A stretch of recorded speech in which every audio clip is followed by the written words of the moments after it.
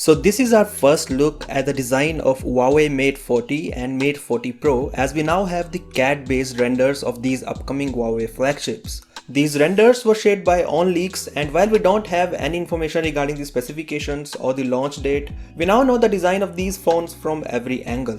The last year's Huawei Mate 30 and Mate 30 Pro had a very unique design that included a circular camera setup on the rear. It appears that Huawei is sticking with the circular camera setup design for its Mate 40 series as well, but with one significant change. Now, while the Mate 30 had a different front design compared to the Mate 30 Pro, the difference is not that significant this time. Both the Mate 40 and Mate 40 Pro come with a dual punch hole selfie camera cutout, and the only difference on the front is that the Mate 40 Pro has a waterfall display, which means the sides are curved at almost 90 degrees. In case of the regular Mate 40, the sides are less curved.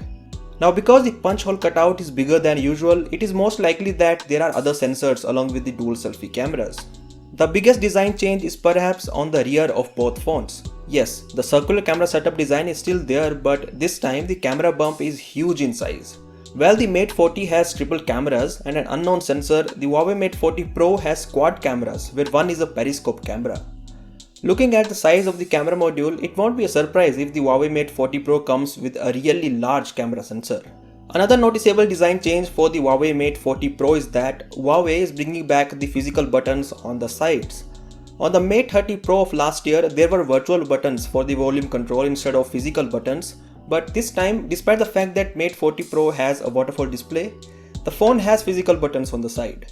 Well, the specifications of both the phones are not yet known, but there are rumors that Huawei Mate 40 and Mate 40 Pro are coming with the new Kirin 1020 chipset, which is based on the 5nm manufacturing process. The mass production of this chipset is reported to start from this month, so if that is true, then the Mate 40 series will definitely launch with the Kirin 1020. Anyways, what do you think of the design of Mate 40 and Mate 40 Pro? Do let me know your opinions in the comment section below. I'll catch you in the next one.